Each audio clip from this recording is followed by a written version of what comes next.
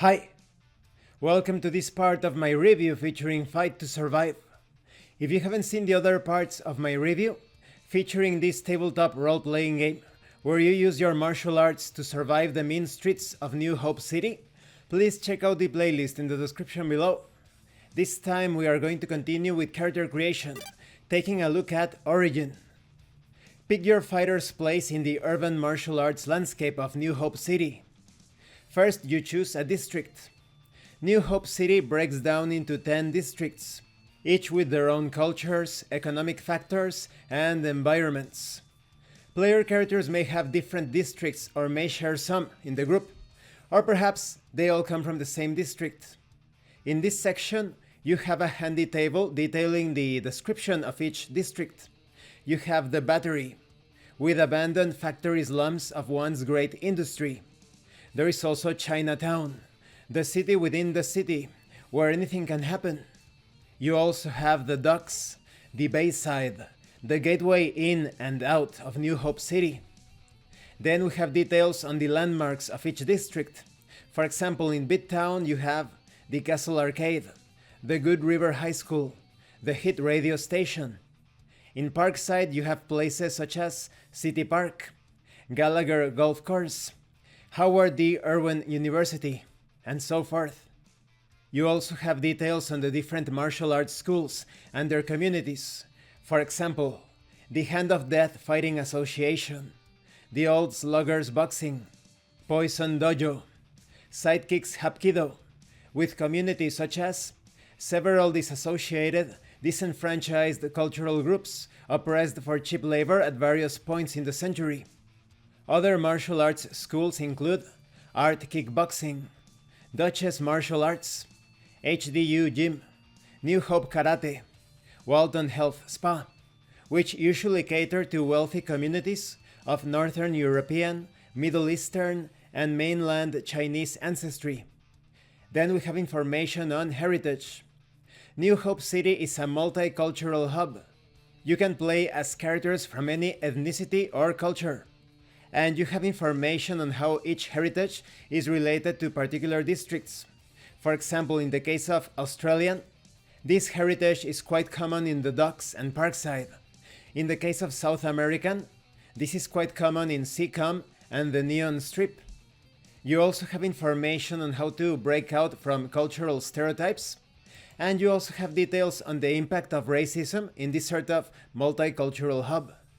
Now, concerning more specific details in martial arts, though the forms of combat are many and varied, for the purposes of this game, one is not better than another.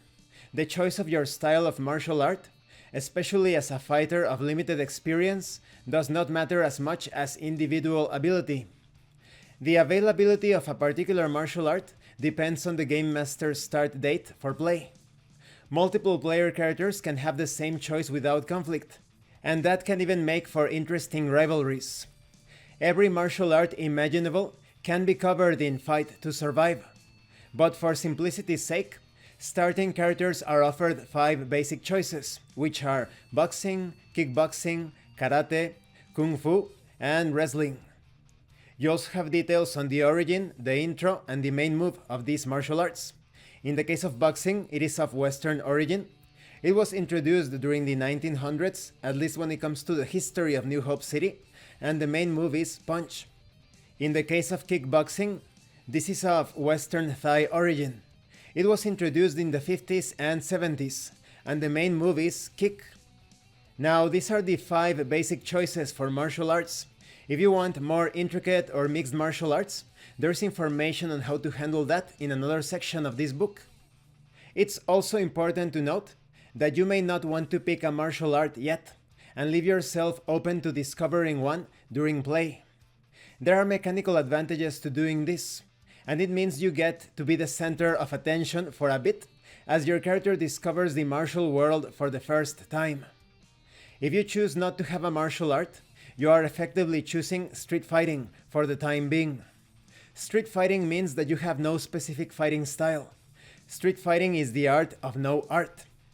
You also have details on the common districts, the teachers that you can find in those districts, and the schools.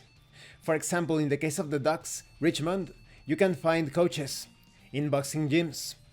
In the case of Chinatown, you can find a Sifu in a temple or Kwon.